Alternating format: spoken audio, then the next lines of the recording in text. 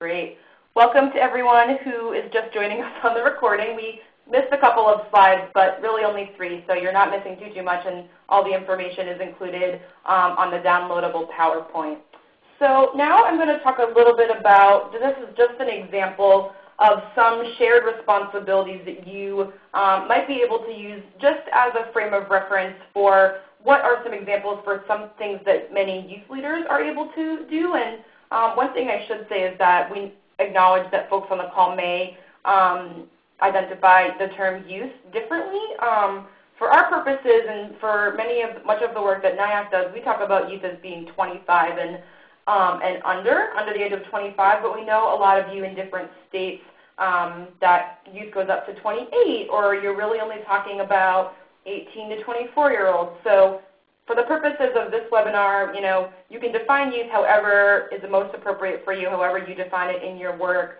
So this is just an example of some things that youth leaders can be responsible for, and then where adult leaders can kind of fit in there. This is by no means definitive in any way, and I'm sure you can see things on both sides that maybe for your organization or within your experience would be flopped around, where you'd like to see, youth doing some of the things that are on the in the adult column and vice versa.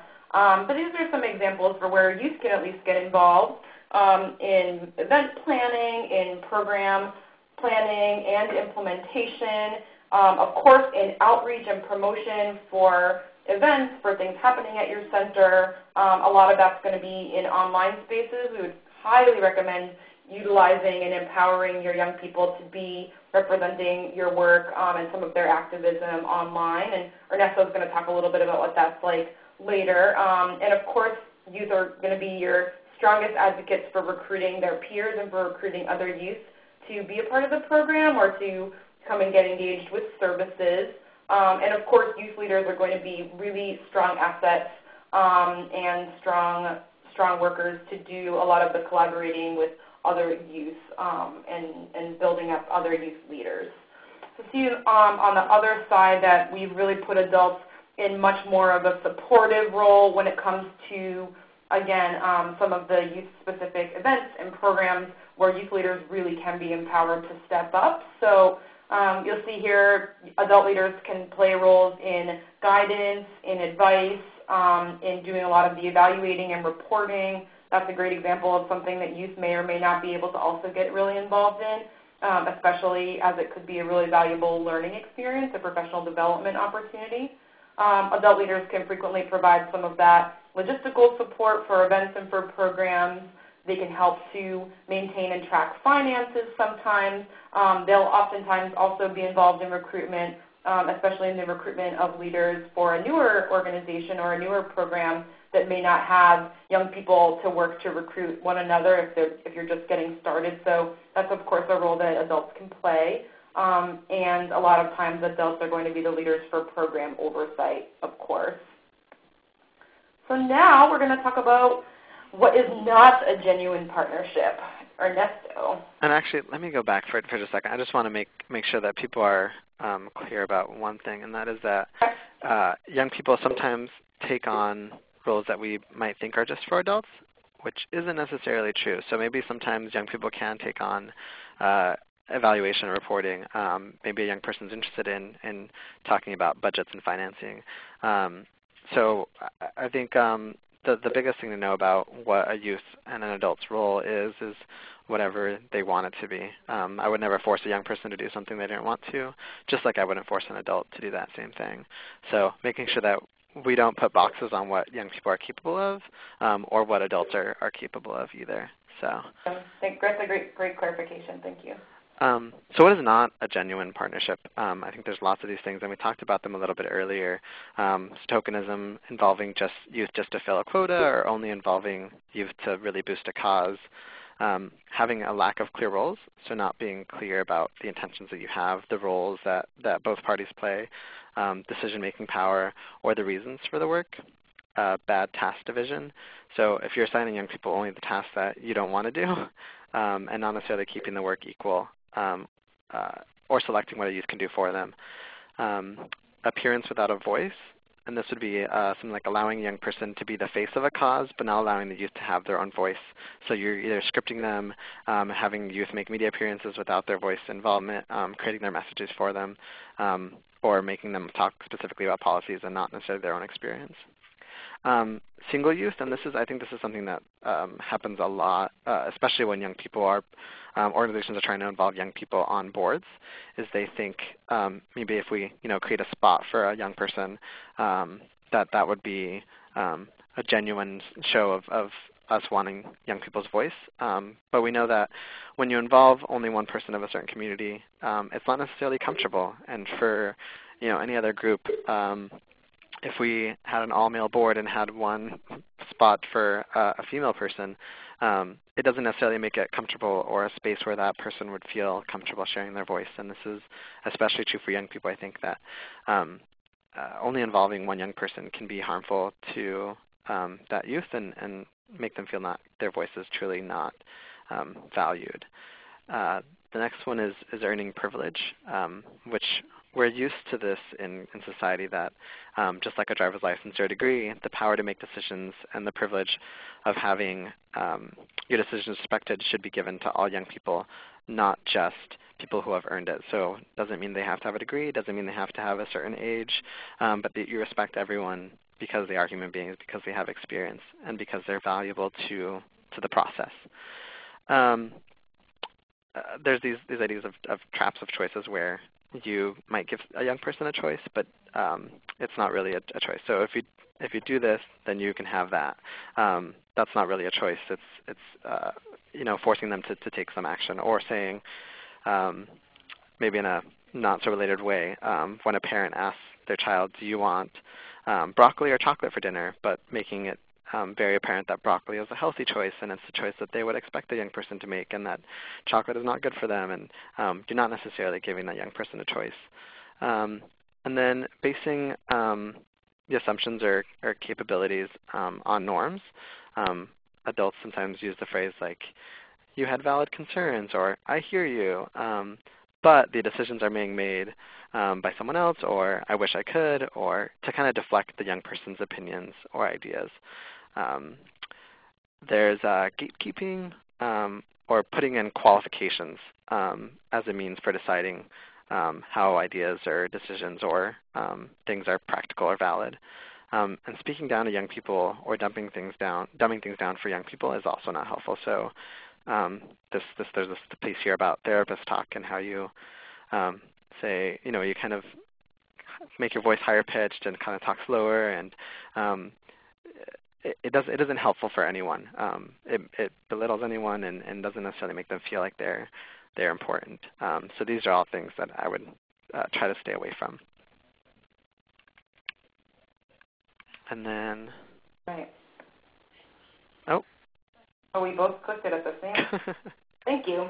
Okay, so I know this is a bit of a text-heavy slide, but I wanted to just give people some tips. I know that a lot of times when I go to webinars, I take in a lot of new knowledge, and it's not always something that I can readily apply to my work. I have to do a lot of thinking about it. So we wanted to provide you some tips, just some things to be thinking about and reflecting on after this webinar concludes, about ways in which you can go, maybe about adjusting some of the work that you attempt to do with youth, and just aspiring to be that much better at it. Obviously, you all are here because that's something you're interested in. So just a couple of tips. Some of them are pretty basic, but you're going to want to be really, really open and non-judgmental. And a lot of what Ernesto was talking about, these examples of non-genuine partnerships, and the young person that you're attempting to work with or the group, they will be able to tell very quickly if you are not as open, and it can be difficult to know if you're being open or not. But I think a lot of being able to practice your tone of voice and your body language and the way in which you engage with the young people can help them to understand that you are not being judgmental. You're totally open. You're really curious and interested to hear what they have to say. I was in a training recently where we talked a lot about listening and really, being concerned for the answers as an important way to be a really present trainer. And the phrase that I learned, the kind of questioning I learned, it's called elicitive questioning. And the trainer that I heard this from referred to this as, asking a question that when you're really trying to elicit a response. And I think you'll find if you can get into a pattern of asking questions where you're really interested and engaged in the answer, that you will come across as much more genuine and sincere to the person that you're talking to. And I think that this really applies to young people. For the first 3 points really on here, the tips around being open, limiting assumptions that you're making, listening to their expertise. If you can really work towards asking questions that you're very eager to know the answer to, and then asking follow-up questions based on what you've just heard, that kind of active listening can really, really go a very long way. Next one down, provide meaningful opportunities for participation. And this, again, speaks directly to that last slide, providing a one-off, short-lived experience where the young person is, the only person there or the only young person there. They're clearly going to feel like they're just there to represent youth in some sort of, failed attempt at representation. So thinking about meaningful opportunities that you can provide for participation, not just, trying to cover your bases.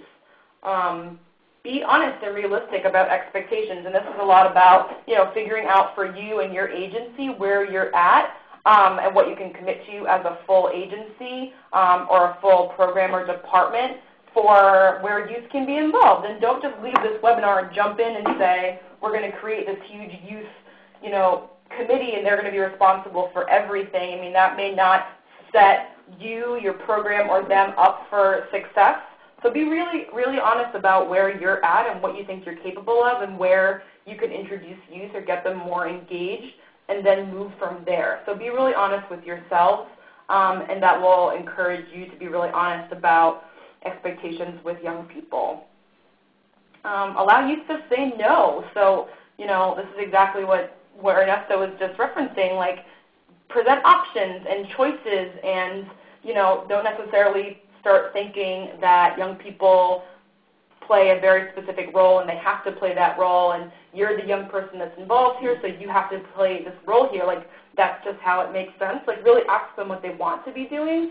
And even if you have some idea or formation for what you think they should be doing, it's okay for them to say no to that if that's just not where they feel like they fit. And their best chance of development and at success and at truly feeling empowered is doing the things with your agency, sometimes within your realistic expectations that works for them. These are some big ones. So take time to develop the relationship, make time to offer support, make sure that there's a lot of time for youth to participate and speak and have their voices heard. And again, always keeping in mind this idea that you're not just like hearing them and hearing what they have to say and maybe letting it go in one ear and out the other, but actually listening and asking follow-up questions and trusting that process, that they have a lot to teach you, and that will start creating that partnership, because you'll be creating that mutually beneficial relationship where you're learning from them. The only way that that's really going to get off the ground is if you allow yourself to learn from them, and then you'll see that partnership start to form. So those are just some tips. Hopefully some of those resonated for some of us on the call. We're going to talk a little bit about youth empowerment now, like what that means. I know we've used that verb empower a couple of times, and so Ernesto's going to talk a little bit about what that actually means and how that could be applied. So I'll go ahead and click next and turn it back over.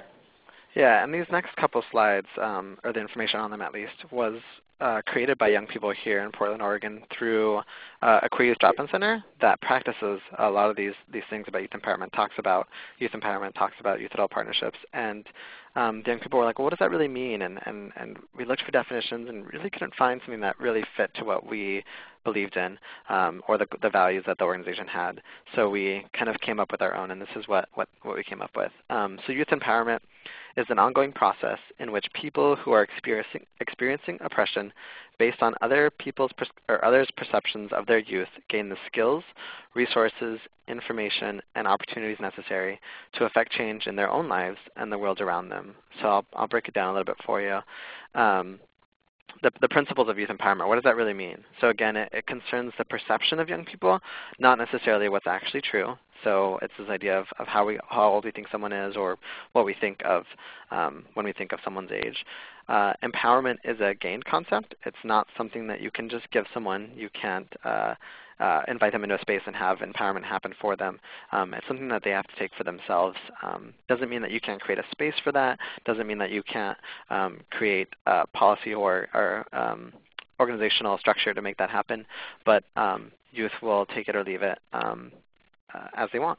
There has to be access of relevant information and complete information so that young people can make the right decisions or can really take the right choices for themselves. Again, there's a responsibility for choice. So just because they're young people, it doesn't mean we hold them on a pedestal and pretend like they cannot make mistakes. We all make mistakes, and that's part of the learning process.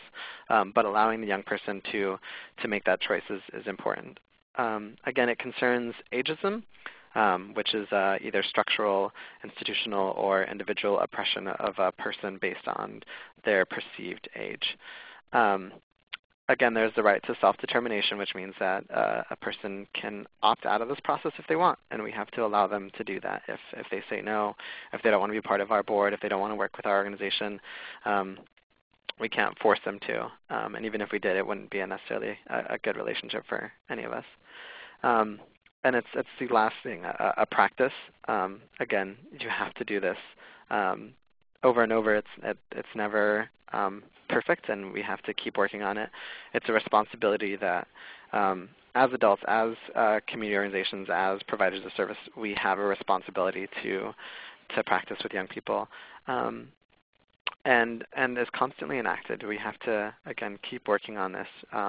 We're never youth empowered enough. We don't never have enough partnership, and we can always create more, not just with the young people, but with everyone, any community we're working with.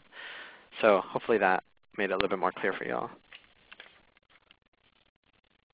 All right. So again, another kind of list, a tip sheet, things to be keeping in mind as you're going about trying to build out your model and really think about ways in which you as an adult staff member or folks in your organization, and I should acknowledge that I do not know the ages of everyone on this call. So many of you may actually be coming from this from a youth perspective and are really thinking about ways in which you can work successfully with some of your adult colleagues to build up this model, maybe by way of empowering yourself and giving yourself that opportunity, but also to create that pathway for more youth within your agency. So this is another list. It's going to be very, very important for your model to be successful, whether you're starting out now and really trying to build that out, or you're adapting what is already working at the site or working in some capacity. But having really clear goals and objectives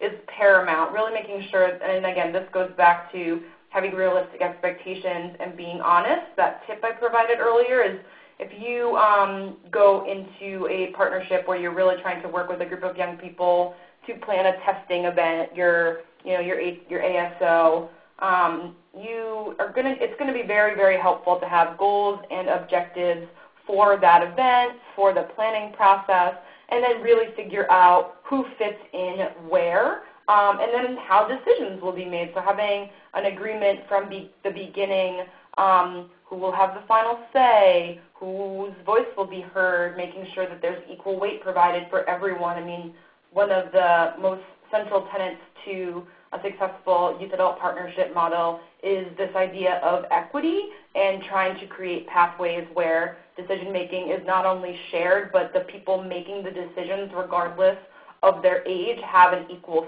say.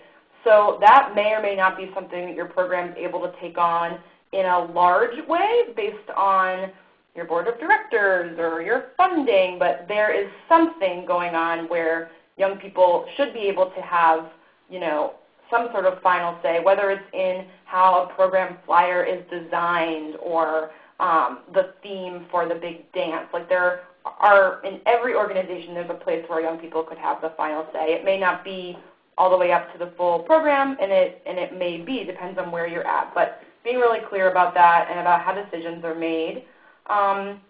It's about being selective, recognizing not everyone's right for every role. So we talked about this earlier.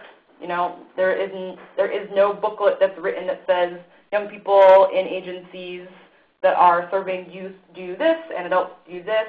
So really taking the time to have those conversations and find out what it is that people want to learn, what it is that they're good at, what it is they aren't as good at, and whether they need to develop that or not.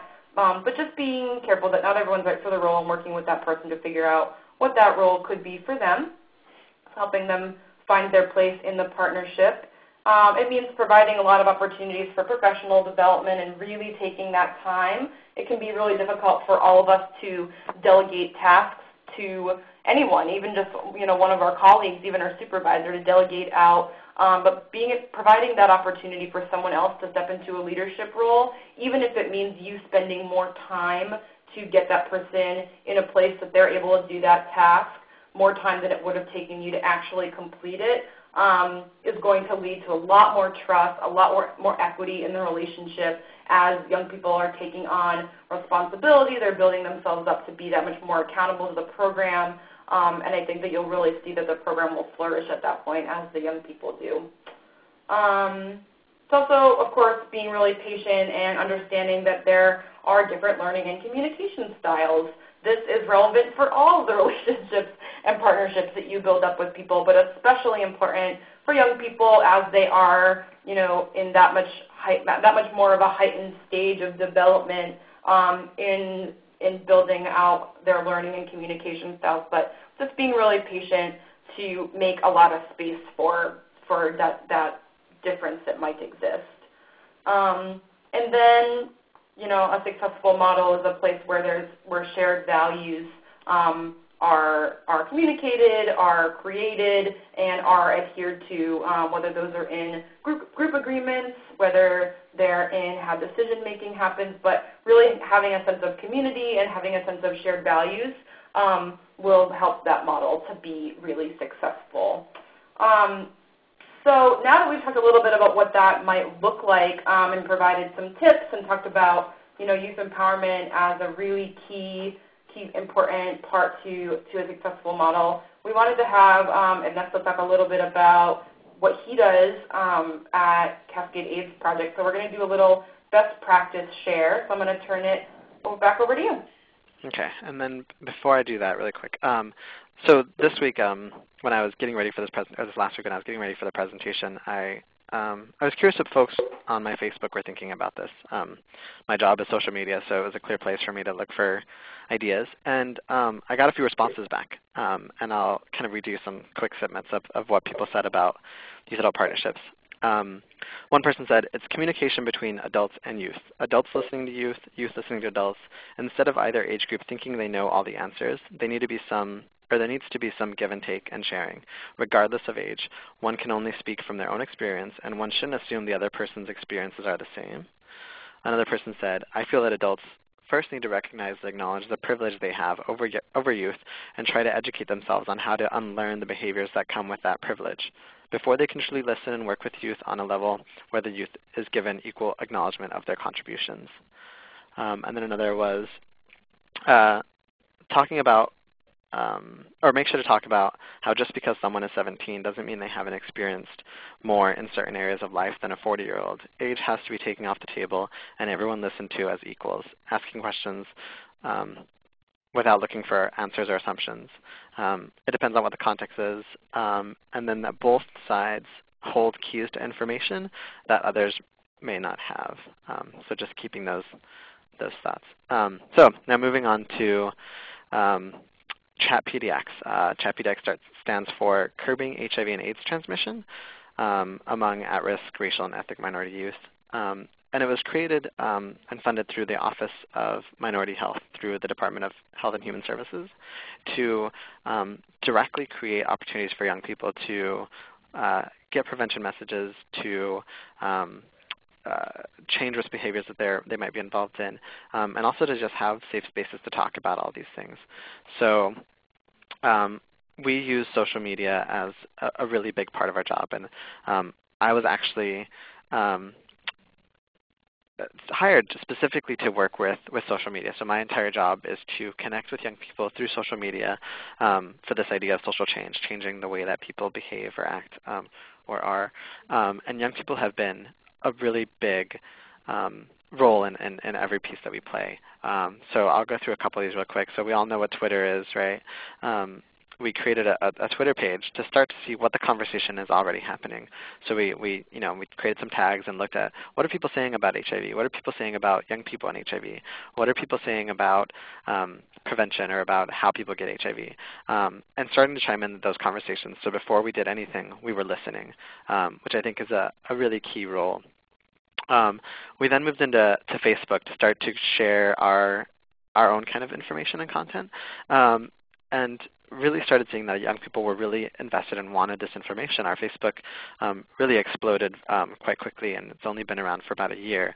But we're seeing a lot of growth, specifically in areas where young people are getting information, but also giving information to us. We're learning a lot about our fan base and who is connecting to us based on the posts they're interacting with or aren't. And there's some great analytics tools that Facebook provides, and also other ones that you can add on to make this really work, especially for grant purposes.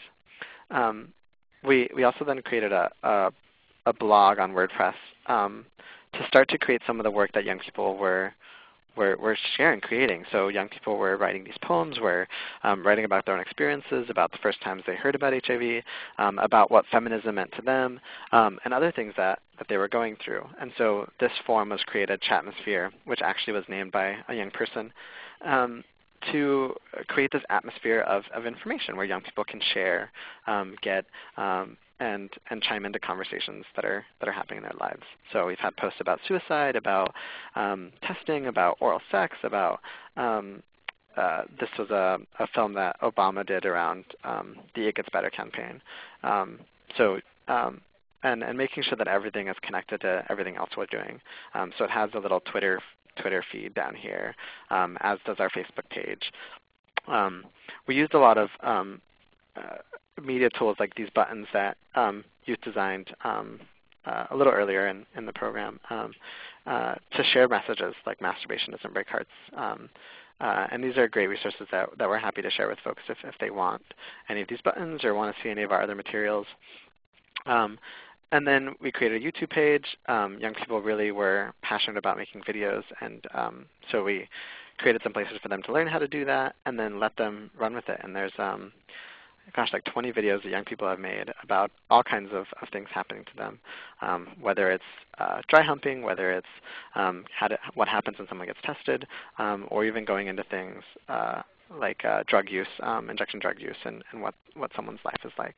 And then what we've kind of noticed through all of this is that the texting, that young people were using cell phones and that we weren't capitalizing on that. And recently, this is about like 3 or 4 months old, we bought a texting service to allow us to directly interact with young people through the things that we're using. Again, we know that they're on their cell phones, that they have text messaging, that they're doing these things. And so this gives us a chance to send them facts throughout the day, send them reminders about events, and it's things that we can track. So all of these things have really great tools for tracking. Twitter will tell you how many fans you have, how many people are following you, how many people have retweeted your tweets, and you can keep track of all that information. Facebook, again, has analytics tools when you create a like page, since they're not called fan pages anymore. WordPress has really in-depth things, even just like what people are searching to get to your website, what links they're clicking on your website. And so we found a few days ago that we had a post that talked about Justin Bieber and that day we had 111 people come to the blog just to read that article, which is amazing because we normally get 10 to 15 people a day. So just that one blog was able to give us that many hits. And then YouTube, again, keeps track of all that information for you. And all these tools are out there. If you need more information about that specifically, please contact me. But this presentation isn't just about social media, so I don't want to give you too much more than that. Great. Yeah, we had some questions come through about the use of social media. I sent out a couple of things. As NIAC does these monthly webinar series, back in July, we had someone from AID Upstate in South Carolina talk a lot about internet outreach and the use of various different social media tools to do outreach, to work in HIV/AIDS services and like partner notification. And he spoke a lot just how to go about using some of the Facebook analytics. So I would really strongly recommend folks. I sent out that link, and again, there will be links to some resources later in the presentation, but that might be helpful for you to look at. And of course, Ernesto's information will be tossed up a little bit later on, and you can reach out to him as a resource as well. So we are going to open up the line. There aren't tons of us here, so hopefully that should work out pretty well. Before I unmute the line, though, what I will say is that if, again, you're in a really loud area and it would maybe create a lot of background noise, to go ahead and press *6 once I mute the line just to keep yourself on mute. And I would also just ask that while we have the line unmuted, please don't put us on hold, because then everyone will hear the lovely elevator music that happens when we go on a hold sometimes. So please refrain from doing that. So I'll toss out these questions and then I'll unmute us. We wanted to give some space for folks on the call to share things that are working or not working. So we have a few questions to get that conversation started. So you'll see them up on your screen. What are some challenges with creating youth-adult partnerships? And where do you need support? So that could be a specific thing that's happening right now at your agency that you want to toss out.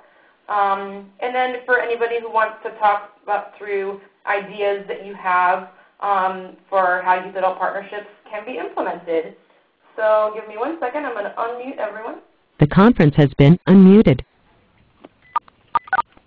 Great. So some folks are muting themselves. I'm curious if anybody on the line has anything you'd like to talk with the group about.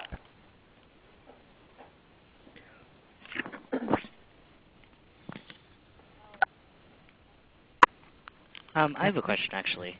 Sure. You want to introduce yourself? Hey, my name is Charlie Solidum. I'm with Apache in New York. Great. And I guess my question more has to do about how to go about teaching mentors, specifically how to combat their own ageist thinking when it comes to entering into a relationship. I'm currently in the process of selecting my mentors, and I find that while entirely well-intentioned, there's sort of this idea that I am coming in to give my experience to the youth, and I'm wondering whether anybody has any particular strategies for retooling that thinking. Yeah, that's a really great question. I'm sure we have folks with a wealth of knowledge on the phone. I'm curious if anybody has some thoughts on combating ageism.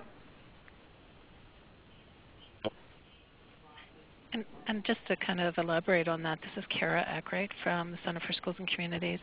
Not just ageism, but also the power issue. Getting staff to let go of that power and allow students to have some voice is really a challenge. It's just something that I work with a lot of teachers and educational staff, and they don't let go of that power very easily. Yeah, and I mean, those are both really good questions. This is Ernesto again. And I think both of those things of just identifying that this is happening, it's human nature to want to keep that power, or to keep any power we have, or to gain more power. And that's totally fine, but we have to understand that if our mission, if our goal, if our organization wants to do this kind of work, we have to be willing to do some of that. So I think having really frank conversations with folks when you're doing these hiring, when you're having a staff meeting, to just say, in our work, are we doing what we're saying we're doing, and are we allowing young people to have equal roles to us? Or is that actually what we want to be doing? Is that part of what this organization stands for? And when you start to kind of delve into some of those things, maybe even bringing examples that you've seen, you can start to talk about how to, within your organization, get rid of some of those things. And like I said, what works for one organization might not necessarily work for another. And some organizations might be on rung number 5, and that's totally fine if that's where they need to be. But just understanding that they're at rung number 5 and what that means and what the limitations are there. And also what are the advantages. Sometimes things can get done quicker if you don't have to focus on involving everyone, but is that necessarily the best way to do things? So just framing the conversation in that way. And just like we deal with any form of discrimination, whether it's racism or homophobia, you have to really call it out when it's happening. And sometimes just say, whoa, what you just said about young people's knowledge or young people's experience, that's kind of hurtful, and I think that's not necessarily true, and here's why. Can be really, you can use a lot of the same tools to combat that. It's about building a culture. It's not necessarily a program. It's more like building a culture, so it requires a repetition of that thought and idea numerous times, I think. Yeah, and you're never going to create a program that's effective if you don't have adults and supporters who are willing to stand behind that program. Exactly. Challenging, though. Do others have experiences or thoughts on how to combat some of those isms with mentors or with young people?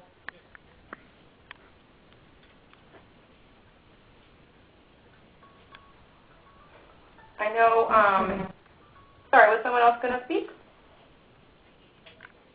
I had a quick question, if I could, if I may. Sure. Who's this? My name is Brad Palmertree, and I'm the co-chair of Glisten chapter here in Tennessee. And I was wondering, I participated yesterday in NIAC's first Lunch Munch. The topic was youth outreach when the internet just isn't enough. And there was a lot of great info shared between the three of us that were on the line. But I was wondering if anyone else could possibly share their own experiences with maybe hitting the streets or just reaching out to youth outside of social media and best practices thereof.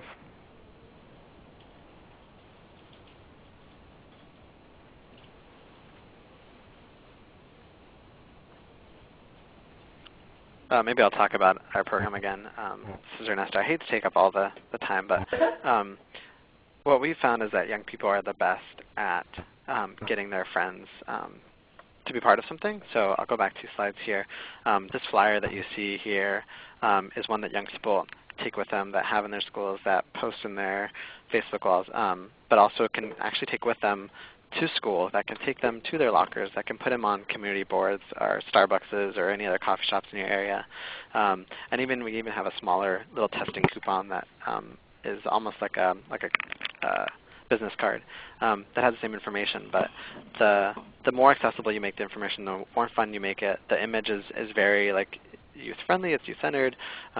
The more you can do that, the more young people are likely to share your message, because we find that young people are better at getting their friends to do something than we are. Young people tend to listen more to their peers than they do to adults.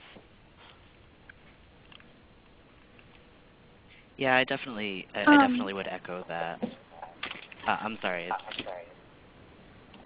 Was somebody going to say something? Okay, keep speaking, and that person can chime in afterwards. Okay, yeah, no, I was just going to say that in terms of our youth outreach, we have had incredible success with, having the youth outreach to their own personal network, and it's definitely not as effective when we have some of our adult staff go into these youth spaces. So one of the Debbies that we use is the popular opinion leader. I don't know if anybody else uses that, but it's essentially utilizes the person's the youth or whoever is involved in the program, their own social networks to sort of bring in not necessarily even bring in people, but just to have the conversation. in a way that we could never do without having that access. So.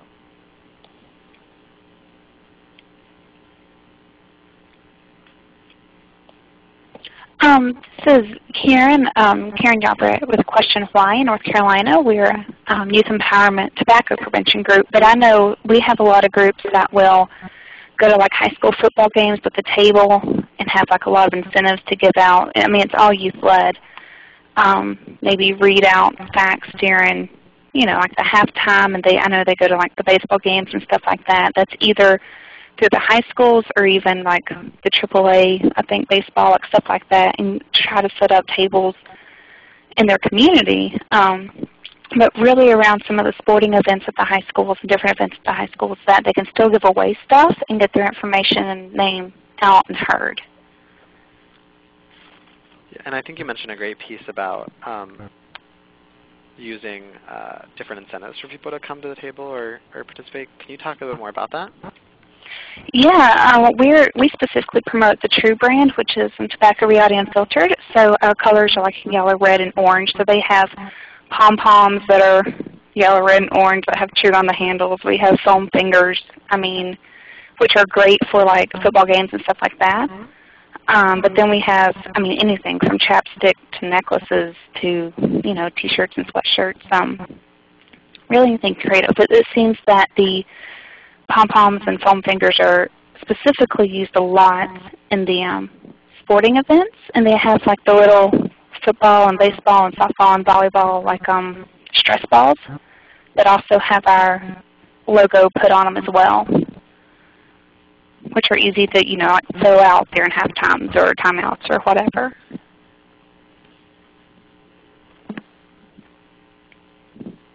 So someone had asked a question earlier that I think it kind of gets back to what we were talking about at the beginning when we opened up the lines, just around what to do when there's a lot of pushback maybe from some folks who work within the agency. I believe, Jennifer, you'd asked around talking about, if this culture just really does not exist, like how would you actually get going? Do you want to ask questions so we can talk about that a little bit?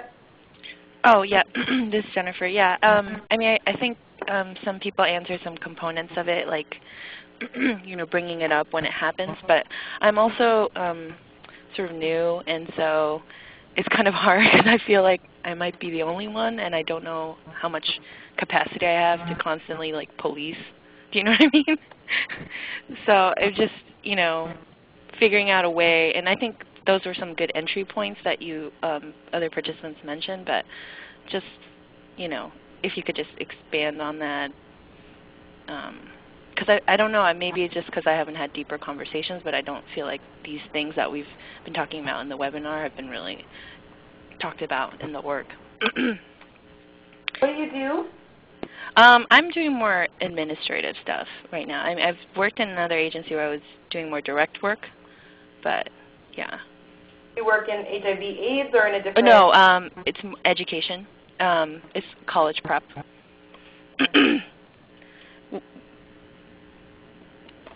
So do folks on the line have any experiences, at your agency? Maybe you were the first person or there was someone else who really started to bring this idea of creating partnerships, at your agency. Any thoughts for Jennifer? I think that having really specific and clear and consistent ground rules has really helped here at Acacia.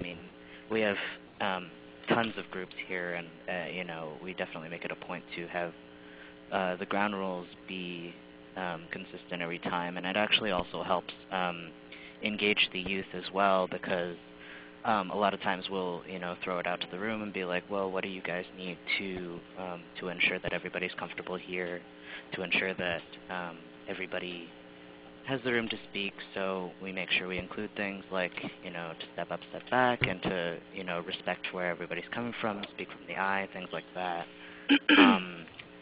And we find that not only just to have them and to post them, but to make sure that everything that goes on is in accordance with those rules, without being too, we're not. I hesitate to think that we're policing really hard, but in terms of making sure that everybody gets respected, ground rules really help? Right.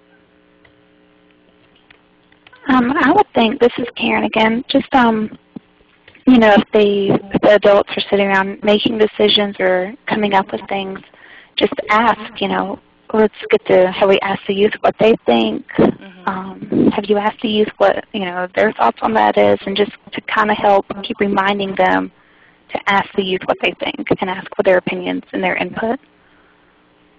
That's a great idea. And I think that's key, especially when things aren't working and when young people aren't coming to things or aren't getting the messages or aren't participating, to start asking, why aren't young people? And is this a reason? Is it because young people aren't part of the process? Is it because young people don't have any authority over it or any power or aren't telling us what they want? Right. That can make it more feasible, especially for organizations like, well, we're supposed to be doing this and we're not because it's not working. Right, and oftentimes it's not like, oh, we're not thinking, what could we do so that youth will want to come? It's more like, oh, they're just not showing up because they don't care, kind of. You know what I mean? Yeah. That's right. This is Shannon again. I think it can be, I've been thinking about your question since you posted over the chat, Jennifer, about how to go about really trying to make a big change to an office environment and a culture of how programs get created and implemented. I think it's a huge challenge. So one thing I would say is to not, that change won't happen overnight, of course. Right. Try to start out with really small steps. And I think, as you all talk about your programs and evaluate them, exactly like folks have shared, Ernesto said this really, specifically, when programs aren't working, really taking the time to figure out why.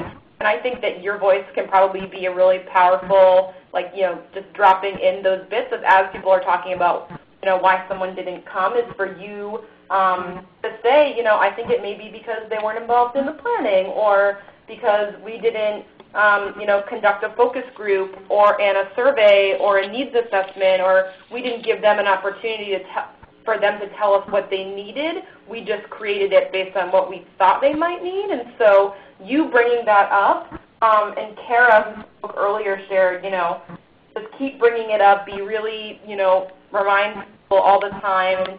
People need to hear things, more than once for it to really sink in. So starting to think about sending out those messages that you really need to consult young people before you create programs, and as things don't work quite as well, really taking those opportunities to tell people that you think that it would have been more successful if young people were there, and then see, over time if that helps people to kind of get the idea.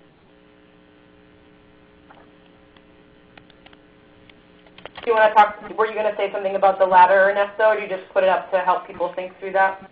Yeah, I think just Kara was mentioning that climbing the ladder doesn't happen from rung 1 to rung 7, that you have to go up these rungs slowly. And I think it's really hard to go that far. To even just go from 3 to 4, I think is sometimes really hard to do. But any of these rungs are hard to climb, and it takes sometimes a couple champions, not just doing it yourself, but finding people in your organization that can be champions, that do understand these things, or teaching someone to the point that they understand these things can be really helpful. And using models that do exist that other people are doing, you can, definitely talk about the work that the chat's doing, but we're not the only organization doing this, and we're not the only organization doing it well. So I think sharing that experience is really great. Looks like someone asked, did you create this ladder, Ernesto, or did you find this somewhere? It's adapted from a couple different things. These images are all mine, but there's another ladder called Roger's Heart Ladder of Young People's Involvement, but it's a little different and focuses more on the top 2 rungs, which I think are valuable. But if an organization isn't there, it doesn't speak much to how to get to that point. So I think that's why I use it as a tool, but I don't think it's the be-all and end-all of everything. And I think it definitely sometimes needs to change, and for some organization it's not so linear like this. Sometimes maybe your ladder only goes up to 6, or maybe it goes further than 8, and you can think of other ways to engage young people. But this shouldn't be the only example that you use. But definitely feel free to use this to share it. It's not copyrighted or anything, so definitely, and any of the slides, any information you see, please share this with your networks. And if you have questions, we'll give you our contact at the end where you can get more information or get more talking points about the specific slides. Great. Are there other questions people had or things? We'll have time to do like a general wrap up and questions probably in about 10 minutes when we wrap up. Is there any other kind of conversation or discussion points people wanted to bring up?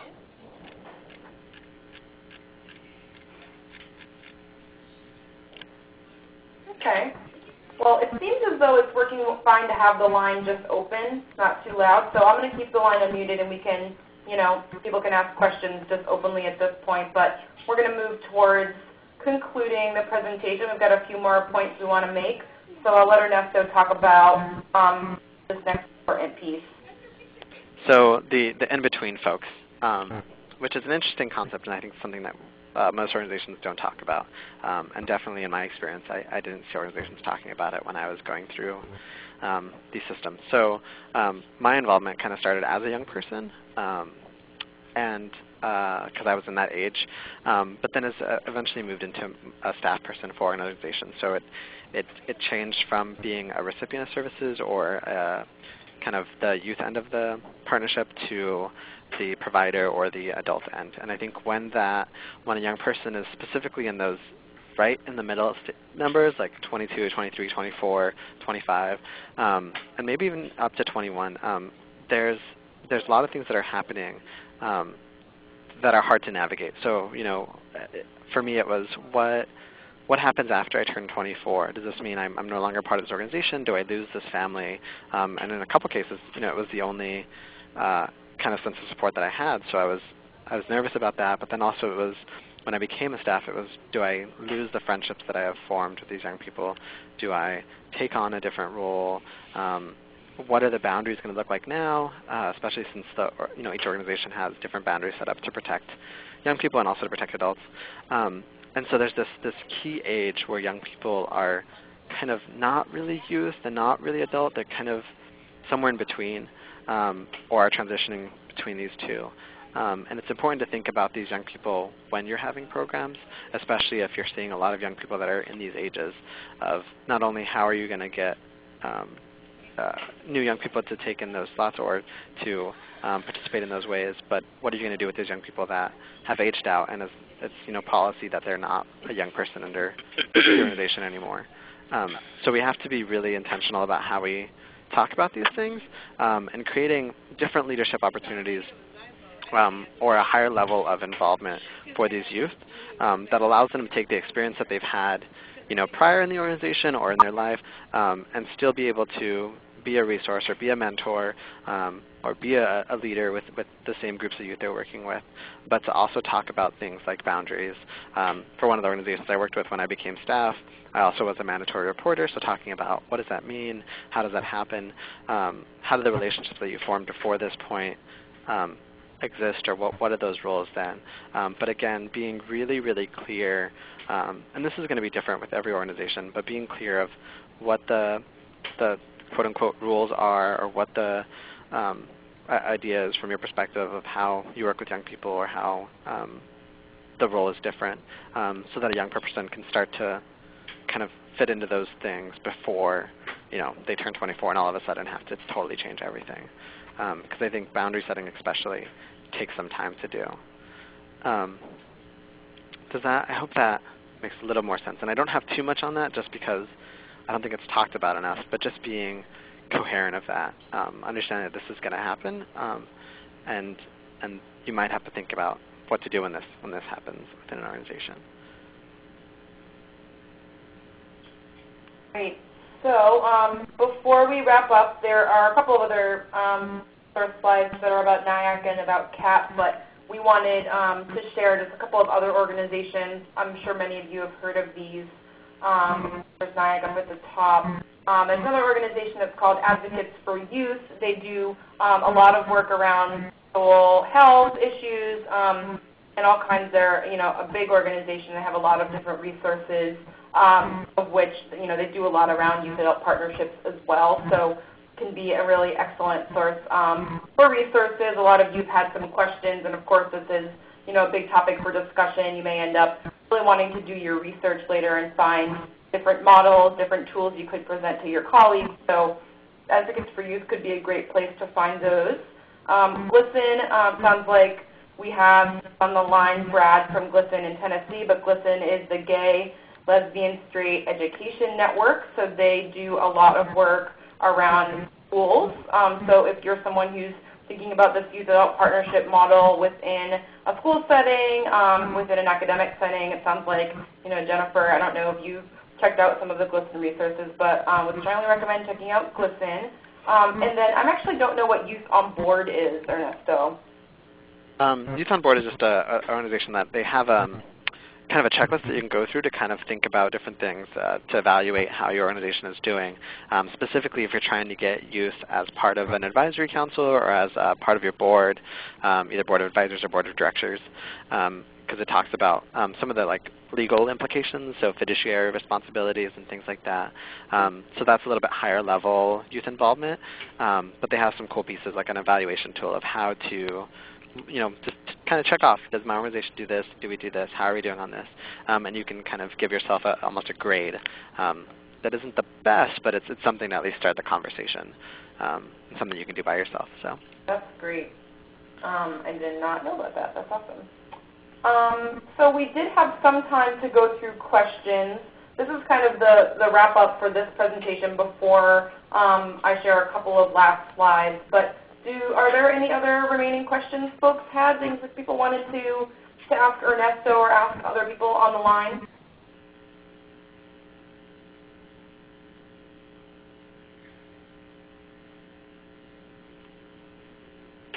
Okay, well you see Ernesto's contact information here, and as we've shared, I will be sending out a PDF of this presentation as well as a link to re-listen to the audio for folks who we're taking some notes, maybe didn't get to everything, but this is Ernesto's contact information, which again, you'll receive this as soon as you receive the email this afternoon, and my contact information is later.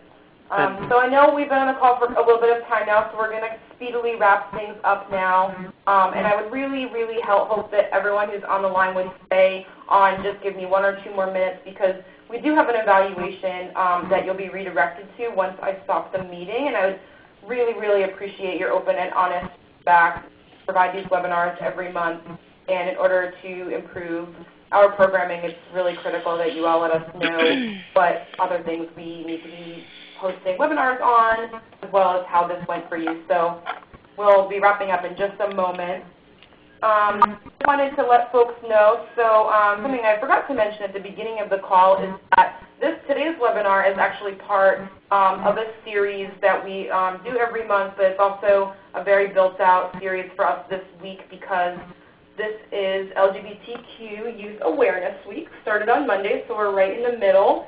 We had the Lunch Munch, which was an open discussion that I participated in, and tomorrow we will be having another webinar, so we never do 2 in 1 week, so this is kind of a special opportunity, and it's called Recognizing and Beginning to Undo Ableism with Bethany Stevens. That's tomorrow, and you'll be able to find information at the end of the evaluation that you'll fill out for how to register. You can always go to our website.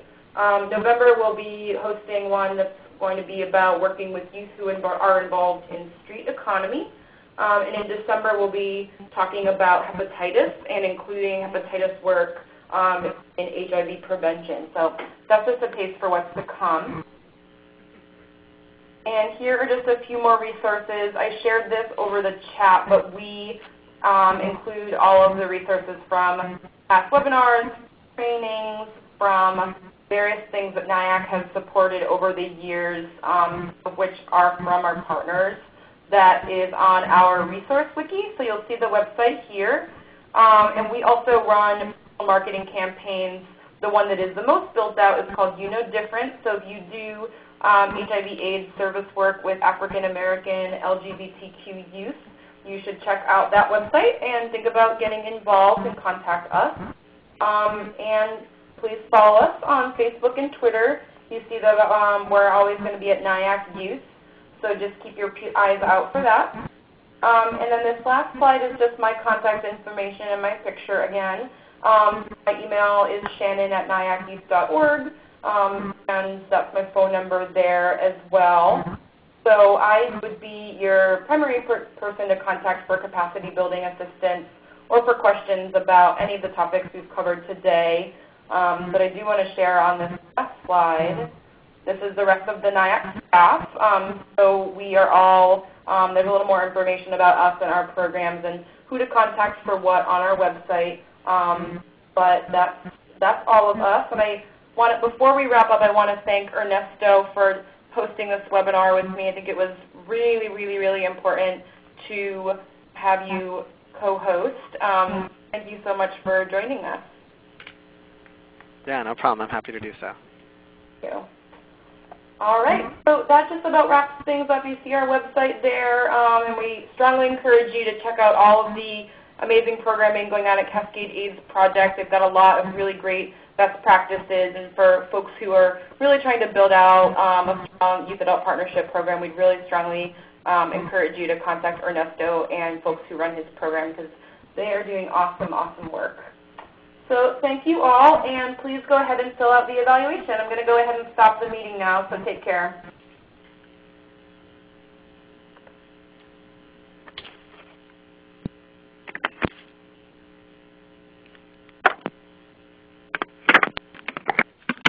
Thank you. Please stand by.